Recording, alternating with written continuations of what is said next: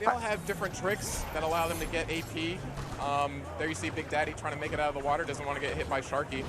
You almost feel bad for Parappa when Nathan Drake pulls out a gun and shoots him at point blank range. That was never meant to happen in the original vision, I don't think. Yeah, a lot of people feel like Parappa's a little disadvantaged, I guess because in his series it's mostly about love and sunny funny and, you know, rapping. Learning how to drive. Exactly. Holding your water. That's right, that's right, and also saving his hometown from an alien invasion by the Noodle aliens in the second game. But really actually good at the Kung Fu.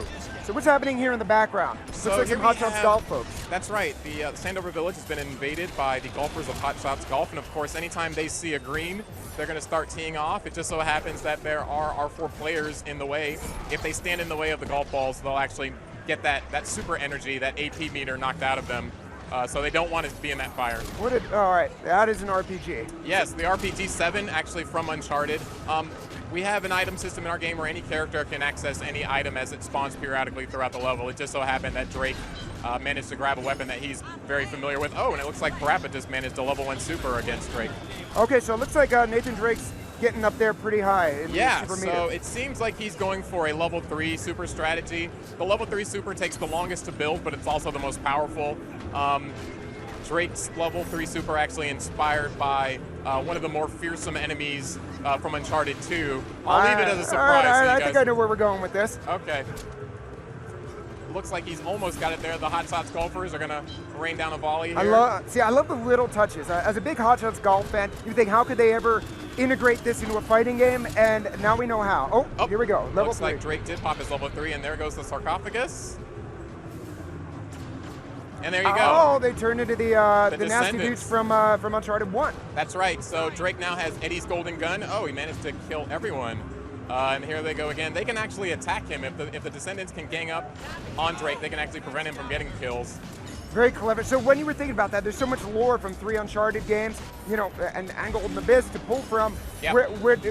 Like, it was hard to narrow down where you were going to go with that. Yeah, definitely. Characters like Drake, Kratos, we also had the same challenge with. They've been in so many games and they've done so many interesting things. We're almost out of time here. Each round lasts 3 minutes. 3 minutes, yep. And then find out whoever had the most KOs. That's right. So it's a ratio of your kills versus your deaths. Let's see here. Didn't look like Kratos. No Big Daddy, no little Parappa. sister. And yeah, Drake took it. There we go. So you can end up with a negative score. That's right. So every kill is worth 2 points, but every death is worth negative 1 points. So you see there, Kratos died twice, so he has negative 2 points. Yeah, I'm very quickly. I'm like, all right, 4 times 2 months. That is 7. So that's right. The code is right. Let's run another match. I want to see a little bit more of Big Daddy. And I would love to see what his level 3 super looks like. Yeah, he actually also has a really interesting play style. He will incorporate different elements from the BioShock series. So you'll see him using plasmids. You'll see Little Sister make an appearance. His level 3 super, very reminiscent of the Rapture city from BioShock 1. So talk about like working with Irrational. Like how I'm assuming they didn't go, go ahead and make it. Not at all, but it's been an amazing experience working with the guys at Irrational. They care a whole lot about the fans, and they care a whole lot about BioShock, and so they wanted to make sure that we did the character right, and they've been helping us out a lot with that. Let's talk about this level a little bit here. Yeah, so this is Hades, of course made famous from the God of War series. On this level, there is a Patapon invasion that happens. That's the mashup for this particular level. Yeah, I remember when I first heard about this game, I was thinking the Patapons would fit in so well, because I was thinking back to like Marvel vs. Capcom 2 and Servbot, and those little guys come flying in. And yeah, so that's right. Very pleased as a Patapon fan, managed to work that in. Yeah, they're most effective, in large groups. So you'll see an entire army eventually march in and give Hades a run for his money. So we switched out. Looks like Kratos. We've got Sly and we've got Sweet Tooth. That's right. So Sly can't block, is that correct? Yes, very famously. We decided that the best way to replicate the true spirit of that character was, instead of just giving him the traditional block and evade that the rest of the characters have, we wanted to play with some of the mechanics, give him a little bit of invisibility. He also has a teleport and various tricks. What was going on there with Big Daddy? Fire was coming out of his feet. Was that inflicted on him, or was he shooting that out? No, that's actually one of his plasmids. So he has access to 5 different plasmids from the BioShock series. That's pretty cool. Yeah. Looks All like right, got he's the getting rocket real launcher there. close to that level 3. So picking up these orbs is a faster way of adding more to the meter, correct? That's right. There are various abilities, items, and different attacks that can actually eject the energy meter out of different players, and then once it's out, it manifests as the AP balls, and then you can go and pick those up for additional meter. It looks like, yeah, Big Daddy's really close to his level 3 here. Let's see if he can get it. Everyone's picking on him. So he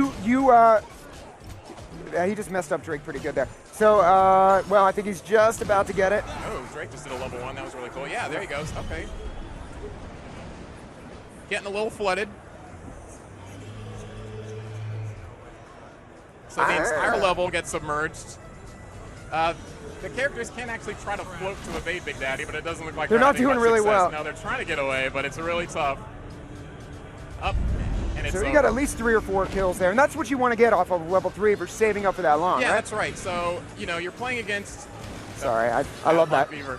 3 different characters, and the level 3 supers are expensive compared to your lesser supers, so you want to make sure you get as many kills as possible when you do manage a level 3 super. So, like, are you seeing something where certain types of players save up for the level 3s and then it's all or nothing? Or, like, what would you say, like if we were to put this in front of Justin Wong, you know, or Daigo, what would they do? Do you think they would save up, or would they go for the level 1s? The economy of the game is really important. This is something that maybe is not immediately obvious when you see the game played, but each super has a different cost associated with it, and that's even different per character. So level 1 supers are comparatively cheap per kill versus a level 3 super. So the most efficient thing to do is to really try to get as many level 1 supers. Now, the level 1 supers aren't as powerful as your level 3 supers, so they're a little trickier to land, and you kind of have to be at the right place at the right time to fire those off. So it's kind of juggling the balance between, do I go for these cheap supers that are going to ultimately get me a lot of kills, or do I go for the very expensive supers where the kills are a little bit easier, but they cost a lot more? I think we have time. Why don't we run one more match? I want to see Fat Princess. I was not at all surprised last night when Fat Princess won, because her level 1 is lethal. It just seems to be very easy to hit that. It's, yeah, and some of our supers are designed that way. You know, she sees a piece of cake and she has to go right for it, and when she sees cake, nothing can stop her. She's a good example of a character who has really strong supers. They're somewhat easy to use, and so the cost is balanced against. They're pretty expensive, so her level 1 super a little bit more expensive than some of the other characters. So I've been using the times I've gotten to play here and at the initial launch, or not launch event, but reveal event. Yep. I really enjoyed Colonel Radek. Yeah. And he's a range guy, but I noticed certain levels he's much better at. So the first level we saw from Jack with hot shots, that's very vertical. Yeah. He's not as good, I think, as he is on a more horizontal where he can snipe.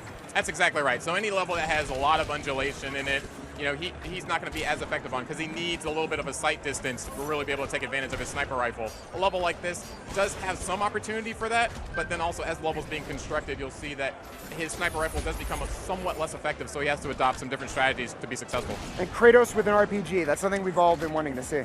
Yeah. So, let's talk a little bit more about the details that you're going. When we first revealed the first 6 characters, and we saw Radek, Jim Sterling from Destructoid, he's a huge fan of the Killzone series, and he was wondering if Sean Pertwee was voicing Colonel Radek. So I assumed that, you know, well, there's plenty of dialogue to pull from Killzone 2, and you can put it in there, but you guys recording all new dialogue. That's right, yeah. We are reusing no dialogue from any pre-existing games. We're going out and getting the original voice actors. We're capturing all new dialogue. We've written all original stories for all of these characters in our arcade progression, so we got all the old guys back together, and they're voicing their characters. That's got to be a lot of work. It is, but it's worth it, you know? I mean, I think that this is what the fans expect from us, and we want to deliver on that expectation. I'd have to imagine at a game that really addresses nostalgia so strongly, hearing from those original people's got to be good. We just saw that level 1 super from Fat Princess. That thing lands every time. It's very devastating. It's a little bit slow to start up, but once she gets going, she travels very fast. There's an element of this game that almost has like a fog of war to it, where there's so much going on. Your awareness of where all players are at all times is very important, and sometimes if a character manages to exist a little bit outside of the action, he can sneak up on you and take advantage of you not paying attention. And we have there's throws as well, and those are activated. Was it the right stick? The right stick, right. So up, down, left, right on the right stick performs a different throw. There's a different throw for every direction. Here's the Buzz Q&A portion of the level. I don't know if I don't recall the mermaid, but you know.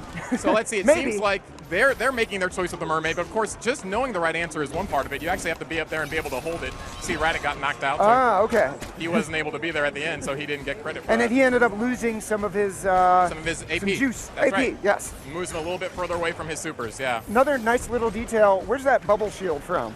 The gravity shield is from the Wipeout series, so it's actually a pickup in their game. When you pick that up, you have a little bit of armor on you, and so we replicated that functionality. While you have the gravity shield on, you're impervious to damage. So now with Big Daddy, we've seen our first third-party character. Yes, that's right. Second, we're going to see some more? You're absolutely going to see more. I will just ask you to stay tuned and await those, but we're very excited to have Big Daddy, and yeah, we're going to have more, and it's going to be great. Okay, and speaking of more, we are going to be doing a lot more here while we're at E3. I want to thank you very much.